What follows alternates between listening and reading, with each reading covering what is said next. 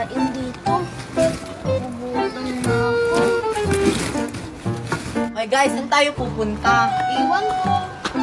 Uy guys, tingnan nyo oh, may pulubi. Nangunguha ng pagkain sa basurahan. Oo nga. Tara, lapitan natin. Tara.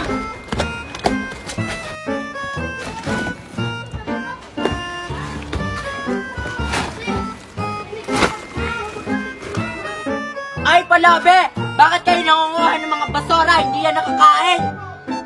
Oo nga. Yuck! Madumi na yan, oy! Hala, sila Queenie. Nicole, ikaw ba yan? Uy, bakit nangunguha ng basura si Nicole? Oo nga, di naman ganyan siya dati oh.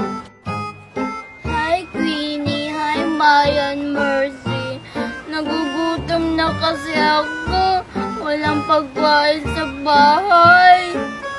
Bakit dyan ka kumukuha ng pagkain, Nicole?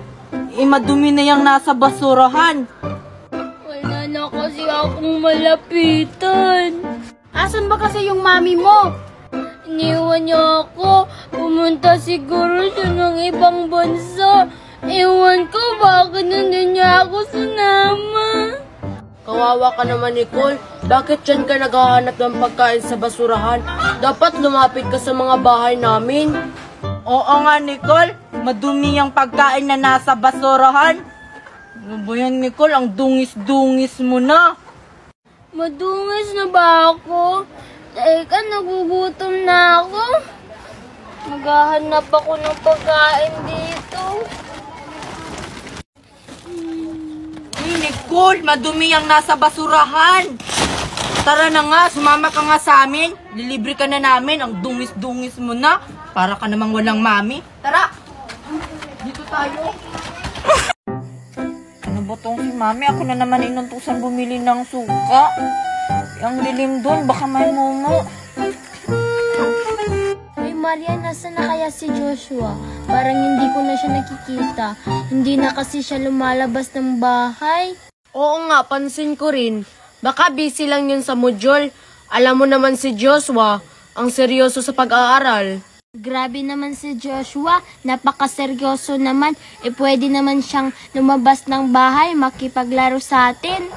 Oo nga, kung puntahan kaya natin si Joshua sa bahay nila. Na, wag na Marian, baka pagalitan tayo ng mami niya. Alam mo naman yun, napakasungit. Di naman siguro masungit yung mami niya. Baka pinabawalan lang siyang lumabas ng bahay. Bahala ka, masungit talaga yun. Hala? Parang wala nang tao sa tindahan nila Aling Durang. Ay, andun pala sila Nicole at saka si Marian. Puntahan ko nga sila. Hi Marian, hi Nicole. Anong ginagawa nyo dyan? Teka Queenie, saan ka pala pupunta? Bibili sana ako ng suka. Kaso sarado na yung tindahan nila Aling Durang. Hoy Queenie, wag kang bumili dun. Alam mo ba, si Aling Durang daw, kaya maagang magsara kasi mangkukulam daw yun. Totoo palang sabi-sabi nila Marian? Ha? Mangkukulam pala si Aling Durang. Napakabait yun eh. Basta wag kang bumili dun. Hoy Marian, huwag kang ganyan. Baka marinig tayo ni Aling Durang. Patay talaga tayo. Oo nga Marian, tama si Nicole. Totoo ba talagang mangkukulam si Aling Durang? Basta yun yung nalalaman ko. Maniwala lang kayo sa akin. Hindi ako naniniwala sa'yo Marian no, na mangkukulam si Aling Durang. Alam nyo ba, nung nakaarang araw, binigyan niya ako ng chocolate. O Marian, paano naging makukulam si Aling Durang? Ibinigyan niya nga si Queenie ng chocolate. Basta mangkukulam yon. Kung ayaw nyo mga niwala sa akin, edi wag. Hindi ko naman kayo pinipilit. Uy Marian, hinaan mo yung boses mo, baka marinig ka niya. Basta mangkukulam si Aling Durang. Sinong nagsabi na mangkukulam ako? Patay si Aling Durang. Takbo, Queenie! Wala, si Aling Durang. Aling Durang, pabili po ng suka. Aling Durang? Akala ko ba, Joshua, hindi maliligo si Marcia at si Nicole dito sa resort namin? Nakikita mo ba yung nakikita ko? Ayun sila, oh. Oo nga, nandito nga sila. Paano sila nakapasok dito sa resort niyo, Queenie? Eh, ang mahal-mahal ng entrance dito. Ewan ko ba kung bakit nakapasok sila dito? Baka pumasok lang sila dito na hindi nagbabayad. Ay, hindi nagbabayad. Munda sila sa akin. Tara, lapitan natin. Tara na, Mercy, maligo na tayo sa pool habang wala pang tao. Tara. Ay, saan kayo pupunta dalawa? Paano kayo nakapasok dito sa resort ni na Queenie? Nagbayad ba kayo? Nagbayad kaya kami. Ano akala niyo sa amin? Walang pera? At saka, ang mahal-mahal pa naman ng entrance niyo dito. Oo nga, tsaka pinagbawalan pa kami pumunta sa pool, nagbayad naman kami. Eh ano naman, kung nagbayad na kayo, eh hindi kayo pwedeng pumasok dito, no? Yung iba, Mercy at Nicole, pwedeng pumasok dito. Kapag kayo na, hindi. Eh bakit naman? Nagbayad naman kami ah. Ang laki-laki pa naman ang binayad namin dito, tapos di nyo kami papaliguin sa pool. Yan lang yung pinunta namin dito. Eh maghanap kayo ng ibang pool. At saka, kahit maligo kayo sa pool, hindi kayo nababagay maligo sa pool. At saka, kapag maligo kayo ng pool, baka magkakulay brown yung tubig. Ano akala niyo sa amin, putik? Nakakasakit na kayo ng salita ah. Eh anong nakakasakit na salita yon? Ibagay naman sa inyo ah. Porkit sa inyo itong resort, Queenie, ganyan ka na sa amin? Mas mabuti pang umalis na kayo dito sa resort ni na Queenie. Hindi kayo nababagay dito. Kapag hindi talaga kayo aalis ngayon, magpapatawag ako ng guard. Papalisin ko kayo dito. Porkit sa'yo to, Queenie. Tara na nga, Mercy. Lumipat na lang tayo ng ibang resort. Umalis na tayo dito. Oo nga, akala naman nila maganda yung resort nila. Hindi naman. O Queenie, hindi daw maganda yung resort nyo. Ano hindi maganda? Pumasok nga kayo dito. Tsaka, maliligo pa ng pool. Tara na nga, Mercy. Pangit ang resort nyo. Oo nga. Tara na nga, Joshua. Si Nena ay bata pa. Ang sabi niya ay Wow, ang galing mo naman, Nicole. Sige, ikaw naman, Marian, kung marunong ka ba ng sine na ay bata pa. Madali lang yan, Queenie. Ganito, oh. Sine na ay bata pa. Ang sabi niyo, No, ang pangit. Ulit nga ako. Si Nena ay bata pa. Ang sabi niya ay no. Sige nga, sabay tayo. Sige. Si Nena ay bata pa. Ang sabi niya ay Para kayong mga tanga dyan. Famous kaya to sa TikTok, Winnie. Ang sabihin mo, Queenie, hindi ka marunong nito. Magaling kaya ako niyan. Tingnan nyo. Si Queenie ay maganda na. Ay, di naman yan ganyan. Si Queenie, hindi marunong si Queenie. Nakalimutan ko kasi kung paano yon. Marunong kaya ako. Nakalimutan, di ka lang marunong. Umuwi ka na nga, Queenie. Magti-tiktok na kami. Oo nga, Queenie, nakakadisturbo ka. Eh di uuwi na ako. Doon na lang ako sa bahay manood ng TikTok. At saka kakain ako ng chocolate. Hala, chocolate. Mayan, chocolate. Chocolate? Queenie, marami pa kayong chocolate? Marami. Doon sa bahay. Bumalik ka, Queenie. Bigyan mo kami. Hindi na ako babalik, no. Inaaway nyo lang ako dito. Doon ako sa bahay namin, manonood ako ng TV, tapos kakain ng chocolate. Queenie, bumalik ko. Yoko nga. Bala kayo. Di wag, umuwi ka na nga, Queenie. Hindi ka na namin isasali sa mga laro namin. Oo nga, tignan lang namin kung hindi yan masisira yung ngipin mo. Hindi to masisira tong ngipin ko, no. Nakakaubos nga ako ng isang kartong chocolate. Eh di bumili ka ulit ng isang karton, tingnan lang namin kung hindi magkakasakit yung tiyan mo at saka yung mga ngipin mo. Mas mabuti pa, i-share mo na lang sa amin yun, Queenie. Sige ka, baka magkakatuo-tuo yun. Ha? Magkakasakit yung tiyan tapos magkakasakit yung ngipin. Sige, babalik ako ha. Kukunin ko lang yung chocolate. Antayin niyo ako dyan.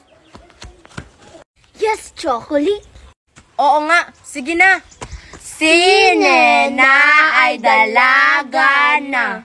Ang sabi niya ay, Buksan ko nga to. Super stick! Ang sarap nito! Teka, si Queenie yun na. Namimiss ko na si Queenie. Puntahan ko nga. Kainin ko na tong super stick ko! Hello, Queenie. Hi, Nicole! Hoy, namiss kita! Ako rin, Queenie. Ngayon lang kasi ako nakauwi galing ibang bansa. Galing ka pala ng ibang bansa, Nicole. Kaya pala nawala ka. Namiss ka talaga namin. May pasalubong ba kami? Yun lang. Ay, may nabili pala akong chocolate. Mamaya ko na lang kukunin. Pahingi muna ng stick o mo. Manghihingi ka nito. Galing lang tong Pilipinas. Di ba may nabili kang mga imported na chocolate? Bakit ka manghihingi? Iba kasi ang lasa niyan kaysa sa ibang bansa. Hala, nakabalik na pala si Nicole. San kaya siya galing? Bakit matagal siyang nawala? Puntahan ko nga. Mas masarap kaya yung imported na chocolate. Hi, Nicole! Nakabalik ka na pala. Hi, Joshua. Namiss rin kita. May chocolate kami sa bahay. Gusto mo? Kasi crush kita.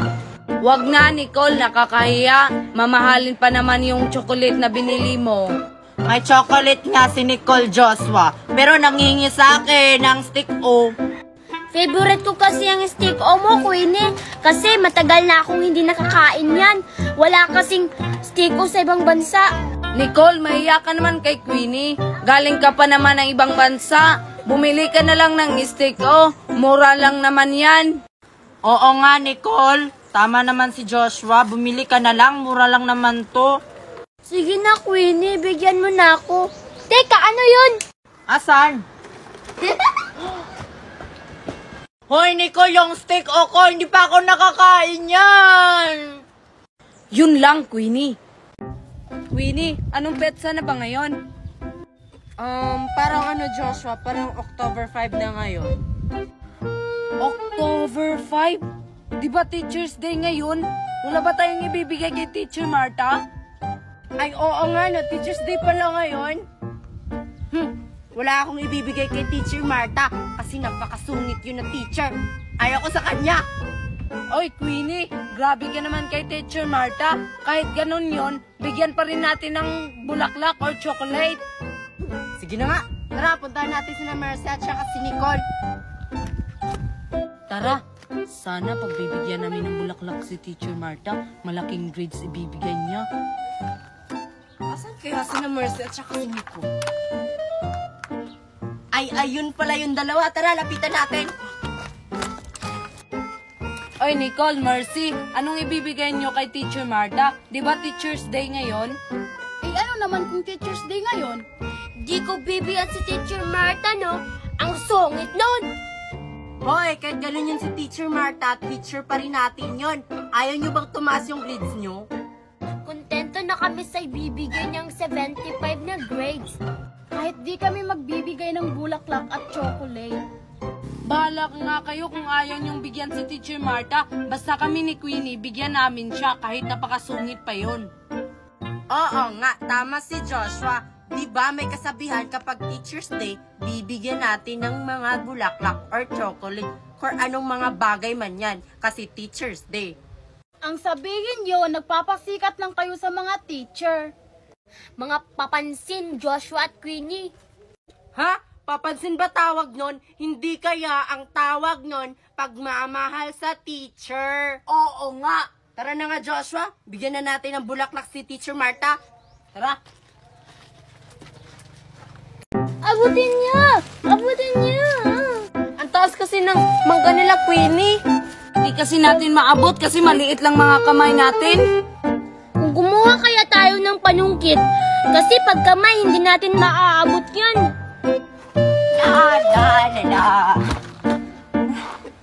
Parang sarap kumain ng mangga. Ay, may mangga pala kami. Mamuha nga ako sa mangga namin doon. Tay, sina Joshua, Nicole at Maria nanguha ng mangga nila Queenie.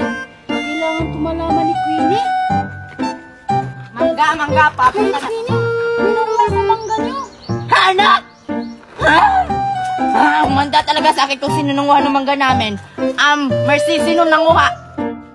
Sina Joshua at Marian at si Nicole. Dalian mo! Munda sila! Sige na Joshua, kumuha ka na ng panungkit para makuha na natin to. Na kayo nang kumuha, natatakot ako sa lugar na to. Ang OM mo talaga, kukuha ka lang naman ng panungkit. Ayun na! Na kayo na yung kumuha, baka may ahas, makagat pa ako. Sige na nga, ako na nga kumuha. Baka maabutan pa tayo ni Queenie dito.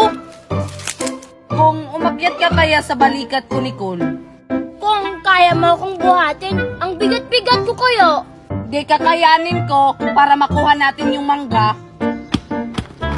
Nanguha nga sila ng mangga namin. Hi, Nicole, Joshua! Tay, andito na si Queenie Joshua. Anong gagawin natin? Di ano pa ba? Dating gawi, takbo! Hi, Joshua, Nicole, bumalik kayo rito! Ay, teka. Parang di nila kasama si Mariana. Mag-aantay nga ako dito sa mangga namin. Ay, wala pang nakuha. Antayin ko si Marian dito, bumalik. Joshua, Nicole, ito na yung panungkit. Kunin na natin yan. Uy, Queenie? Hi, Marian. Kukunin mo to?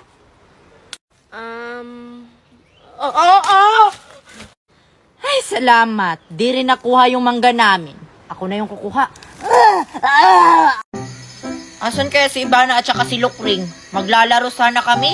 Hahanapin ko na nga lang sila. Mami, lalabas muna ako ha, dahil maglalaro kami ni Queenie at ni Ivana. Ano ba yan? Natulog na pala si Ivana. Ang aga naman niyang matulog. Maglalaro sana kami. Ay, pupuntahan ko muna si Lukring. Baka gising pa yun. Gising pa kaya si Lukring? Tao pa! Tao pa! Lukring! Gising ka pa? Mami, to ni Lokring. Wala si Lokring dito. Umalis. Ganun po ba? Sige po. Ano ba yan? Tulog na pala si Ivana. Si Queenie ba yun? Puntahan ko nga. Uy, Queenie, kanina pa ka dito nagtatambay? Oo, kasi tumitingin kasi ako sa buwan kasi ang ganda. Tingnan mo, oh. Oo nga. Ang laki. Kasing laki ng mata mo. Ano sabi mo? Wala. Ang sabi ko, ang ganda ng buwan. Kasing ganda mo. Ganun ba? Salamat. Alam mo, Queenie, may ikikwento ako sa'yo. Ha? Anong ikukwento mo? Parang ang ganda ata yan. Sabi daw ng mga matatanda, Queenie, kapag malaki daw ang buwan, magsisilabasan daw ang mga aswang. Hindi naman yan totoo kasi sabi-sabi lang yan ng matatanda. Totoo yun, Queenie. Sabi ng lola ko, kaya umuwi na tayo. Ayoko pang umuwi, Lukring, kasi tumitingin pa ako sa buwan kasi ang ganda niya talaga. Bahala ka dyan kung hindi ka naniniwala sa akin. Uuwi na nga lang ako. Bye-bye, Queenie. Bye-bye, Lukring. Di naman yung totoo. Sabi-sabi lang na matatanda yun. Ano yun? Ano, totoo nga. Queenie, hindi pa ba tayo maliligo sa sapa? Pwede na ba maligo sa sapa, Nicole? Baka di pa pwede. Pwede na ata. Wait lang, titingnan ko. Ay, hindi pa ata kasi wala pang naliligo. Malamang wala pang naligo sa sapa kasi tayo pa yung tao dito. Sige na guys, maligo na tayo habang wala pang tao. Baka mamaya marami ng tao, hindi na tayo makakaligo. Nicole, sabay na lang tayo sa maraming tao maligo kasi maganda maligo kapag may kasabay tayo. Lalo na pag maraming pugi dyan. Puro na lang talaga kayo pogi. Ako, hindi ba pogi? Ikaw, Joshua, pogi. San banda ba? Sa paa? Uy, Nicole, grabe ka naman kay Joshua. Huwag ka naman ganyan sa kanya. Si Sinabi ko lang naman yung totoo, Queenie ah. Pogi naman ako, sabi ng mami ko ah. Lumaki akong pogi, mamamatay akong pogi. Ha? May ganun ba? Mauna ka na nga lang maligo doon, Joshua. Nakaka-bad trip ka. Oo nga, poro pogi. Mauna ka na lang dun, Joshua. Tutal, wala namang taong naliligo dun. Hoy Joshua, sabay na lang tayong maligo. Mag-usap tayo dun. Kasi parang masarap dun maligo habang nakababad sa tubig. Na, ayoko. Baka pag-tripan mo ako dun. Hindi kaya sila Queenie lang ngayon. Pinagtanggol nga kita. Pinagtanggol ba yung sinabi mo kanina, Nicole? Sabi mo pa nga kanina kay Joshua? Pogi yan? San banda? Sa paa? Oo nga, pagtatanggol ba tawag dun? Mauna na nga lang ako maligo sa inyo. Huwag kayong sumunod ah. O Nicole, nauna na si Joshua. Sundan mo. Sige, susundan ko kasi ligong-ligo na ako. Uy, Queenie, naiisip mo ba yung naiisip ko? Abay, oo naman, Mercy. Kanina pa, pinagplanuhan ko to eh. Sige, ano pang hinihintay mo? Ubusin na natin yun, oh. Akin to. Maligo kayo doon, maligo. Uy, Queenie, may laruan akong baboy-baboy. Oink, oink. Tapos binili pa to galing ibang bansa. Mamahalin pa. Eh ano naman, kung may laruan kang baboy-baboy, eh hindi naman kami nainggit niyan. At saka Nicole, may laruan din akong ganyan. Andun sa bahay, hindi ko lang dinala. Ang sabihin yung dalawa, wala kayong ganitong laruan. Kasi ako lang yung may laruan ganito sa bayan natin. May ganyan kaya kaming laruan, iniwan lang namin sa bahay. Marami nga kaming baboy-baboy na iba-iba yung klase. Oo nga, mas mamahalin pa kaysa sa laruan mong baboy-baboy. Talaga ba? Eh hindi nyo nga dala yung mga mamahalin yung laruan na baboy-baboy. Kaya di ko dala yung laruan kong mamahaling baboy-baboy. Kasi baka madumihan at saka baka mainggit ka, Nicole. Tapos kukunin mo. Bakit ko naman kukunin yung mga baboy-baboy nyo? Hindi ko ipagpapalit yung baboy-baboy ko sa mamahalin yung baboy-baboy kasi may value to sa akin. Bigay to ng mami ko. Papalusot ka pa, Nicole. Pag nakita mo yung mga baboy-baboy namin, siguradong maiinggit ka. Kasi mas maganda yung baboy-baboy namin kaysa sa baboy-baboy mong luma. Oo nga. At saka, Nicole, di kami manghihiram sa laruan mong baboy-baboy, no? Kasi luma yan. Hindi kaya to luma. Kakabili pa lang nito ni mami, ha? Bago pa daw yung laruan niyang baboy-baboy, eh luma na yan. Tingnan mo. Ah! Hindi to bago, no? Luma na to yung baboy-baboy mo. Patingin nga, Queenie. Oo nga, luma na. Hindi ba kaya yan luma? Akin na nga, Joshua. Anong di luma? Oh, luma na to. Basta luma, itatapon na. Bakit nyo tinapon yung baboy-baboy ko? Isusumbong ko kayo kay mami.